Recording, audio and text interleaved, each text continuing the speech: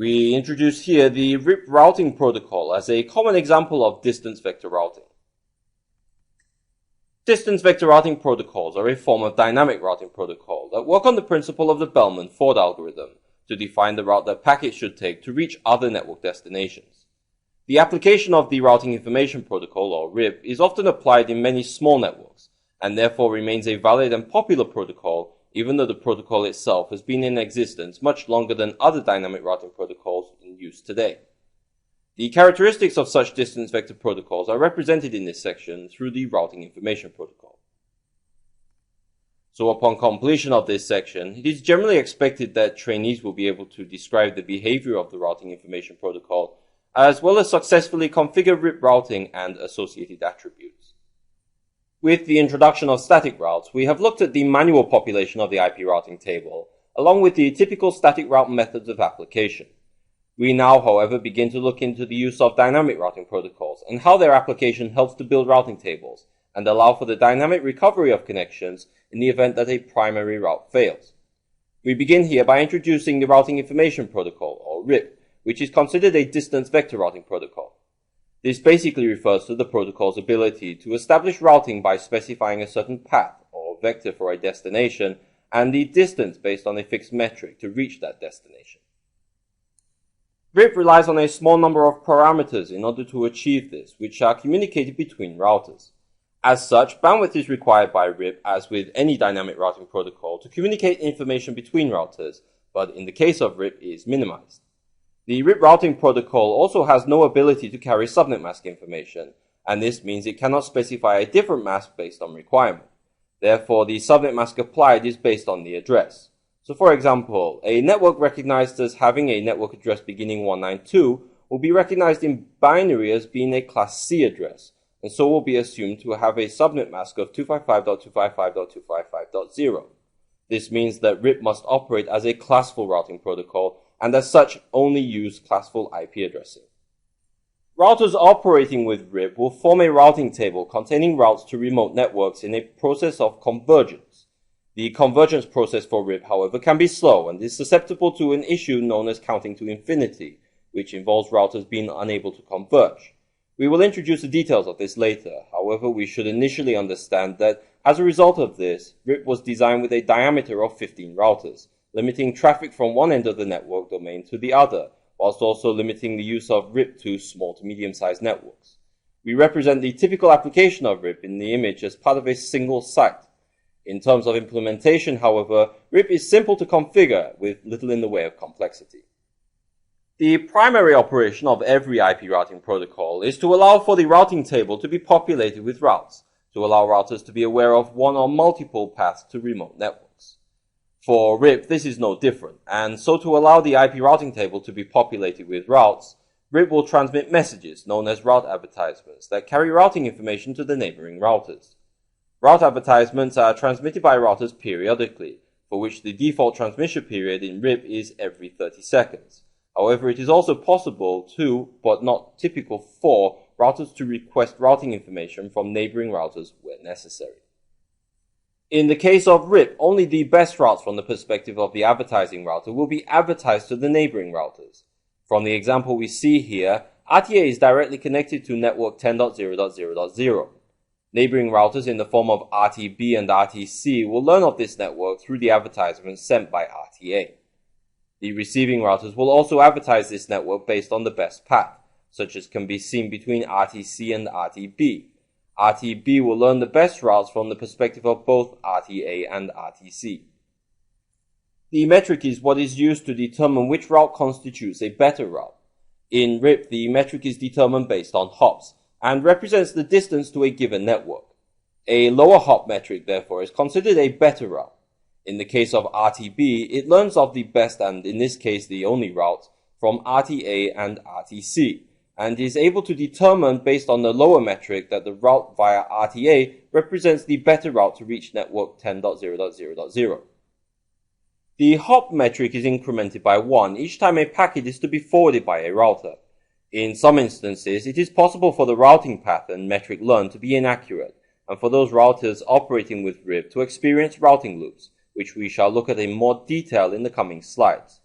It is important, however, to realize that where this occurs, the router is often unable to converge the route due to the increasing metric value, which, if not limited, will continue to increase indefinitely. This is referred to as counting to infinity, and so RIP puts a cap of 15 on the metric, with a metric of 16 representing an unreachable route. This is so to allow convergence in such occurrences to be achieved sooner, without affecting the general ability of RIP to support routing in small to medium-sized enterprise networks. We show here an example of the means by which a loop formation is possible. In this example, we have two routers in the form of RTA and RTC, and network 10.0.0.0 to which RTA is directly connected. As part of the general operation of RIP, network 10 will initially be advertised to RTC with a metric of 1, allowing RTC to identify the best path to network 10 via RTA. In the event, however, that the connection to network 10 on RTA is suddenly lost, the routing entry in RTA will become invalid. RTC, however, contains a route in its routing table to network 10 that is learned from RTA, and may proceed to advertise this as the best route for network 10 to RTA. Upon receiving this, RTA is able to update its routing entry to network 10 with the new learned route containing a hop metric of 2. Since RTC learned this route from RTA, when RTA proceeds to advertise this route to RTC, the route now contains a hop metric of 3, to which the cycle continues. Since RIP contains a limit on the hop count, when the metric reaches 16, the route will be deemed unreachable, and as such preventing counting to infinity. One of the problems with the counting to infinity process is that time is still required before the route can be deemed unusable, and so the network may not be stable for a period of time until such a hop count of 16 is reached. It is important for this convergence time, therefore, to be improved, and so another process to handle this is required. Split horizon is the means by which this is alleviated. Split horizon works by stating that a route that is learned via an interface cannot be re-advertised back over that same interface, such as where a route received from RTA by RTC on network segment 192.168.1.0 will not again be advertised back to RTA over the same link. If we return back to the example given, we can see in the case of the three routers the route advertisements that are typically generated, along with the metrics in each case. We can then consider a situation in which network 10.0.0.0 that is connected to RTA is lost. The loss of this route will in fact start another process in which the route is marked by RTA for deletion. This involves RTA proceeding to advertise network 10.0.0.0 to neighboring routers with a metric of 16 to effectively flush the route, and therefore the route will not be immediately removed from the routing table. If, however, during this period another advertisement is received by RTA for the route, such as in the case of the advertisement sent via RTC to RTB, RTA will again assume a valid route is present to network 10 via RTB, leaving the potential for an alternative counting to infinity loop to occur. In respect to the matter of convergence times that are affected by the count to infinity process in RIP, another mechanism was introduced that looked at improving the time in which RIP routes would converge. The poison reverse mechanism is considered an improvement on the split horizon mechanism, and works by ignoring the split horizon rule that RIP routes received on an interface cannot be advertised back over that same interface, and instead proceeds to advertise the route back, but this time with a metric of 16. This is done to effectively ensure that should a route be lost, it will not be inadvertently learned falsely via other means. We can again consider from the perspective of RTA, advertisements of network 10.0.0.0 to peering routers being met with a response that involves the same route with a metric of 16 being received by RTA. This effectively tells RTA that there is no other route via which network 10 can be discovered. If network 10 that is connected to RTA suddenly failed, the route would be immediately considered unreachable to RTA, with no chance for it to be learned via another route. This effectively speeds up route convergence by ensuring inaccurate routes are not learned and the count to infinity process does not once again occur. The update of the current status of routes is subjected to the 30-second periodic timer by which all updates are controlled. If a failure in the network occurs, however, having to wait a period of up to 30 seconds before sending notification of the change will often delay convergence. As a solution to this, triggered updates can be used, which pretty much ignores the periodic update rule and allows for notification of the change to be advertised almost immediately after the change occurs, and greatly reduces the RIP convergence period. The communication of RIP messages as introduced occurs periodically, with a default period set at around 30 seconds. However, it is important to understand exactly what information is carried to understand the way in which RIP operates. Messages for RIP are carried to UDP port 520 and are transmitted as broadcasts to each of the neighboring RIP routers. The fields represent the contents of a RIP header, which includes the command field that defines the message type being used. Periodic messages used to update neighbors are considered response messages. However, request messages are also supported. The version field defines the version of RIP being used. The current message shown relates to the original version of RIP, and therefore the version field is set to 1. The address family identifier refers to IP, and for which the IP address field carries the IP network address being advertised, along with the metric in the last field. This metric may be any value between 1 and 16. However, 16 denotes an infinite route that is unreachable. With the advent of newer and more capable protocols, the existence of RIP was unable to be maintained for commercial use in its current format. RIP, however, being a protocol with very little in the way of overhead, continues to be ideal for smaller networks, and as such a number of improvements were made to the RIP protocol. The extensions can be considered to have breathed new life into the protocol and allowed it to continue to function in the face of continually evolving networks. This resulted in RIP version 2 being formed, which in itself is not entirely a new protocol, but an improvement on the existing RIP protocol. One of the major factors was the need to resolve the issue of RIP operation as a classful protocol. We see, however, that following the extension of the message field, RIP now supports a field used to carry subnet mask information, enabling classless behavior to be supported. The version field distinguishes the extended version from the original by setting the version number as version 2. Other factors include the addition of authentication that is supported through the identification in the address family identifier field. We now also find that the advertisement of RIP messages are addressed using a multicast address of 224.0.0.9 to enable the messages to be handled only by those routers that are interested in receiving RIP messages. During the initial development of RIP, security was not a factor for consideration. However, as IP networks have grown, the importance of security in routing has increased dramatically.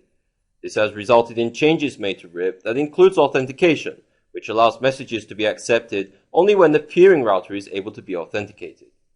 This is important to prevent rogue routing devices from being added to the network that can effectively redirect traffic to other routes and compromise the network. Through authentication, unauthorized routers cannot participate as part of the RIP network.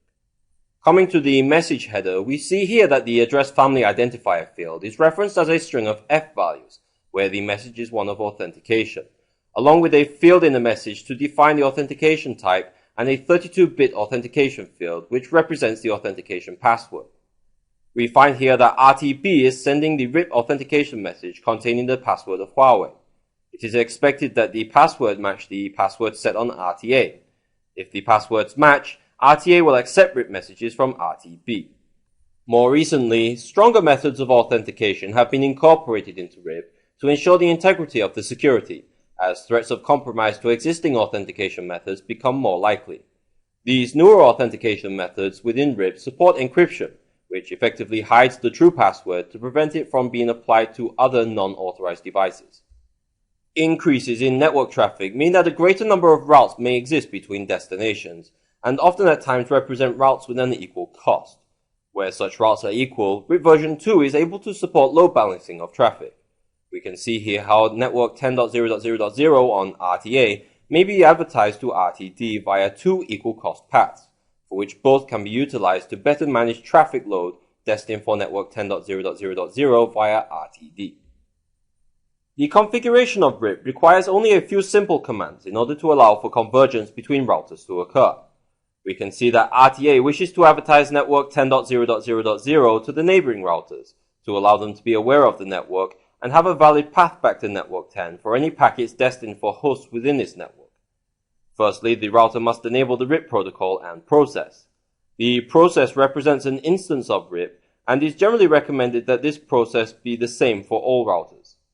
If a process number is not specified, process number 1 will be used by default. We can see this here in the parenthesis following the RIP command, in which the RIP protocol view for process 1 is entered. Under this view, we specify the use of RIP version 2 and the network that is to be advertised. The resulting process will see RIP version 2 messages containing network 10.0.0.0 being advertised to the neighboring routers. We can further manage the communication of RIP messages through a number of different commands.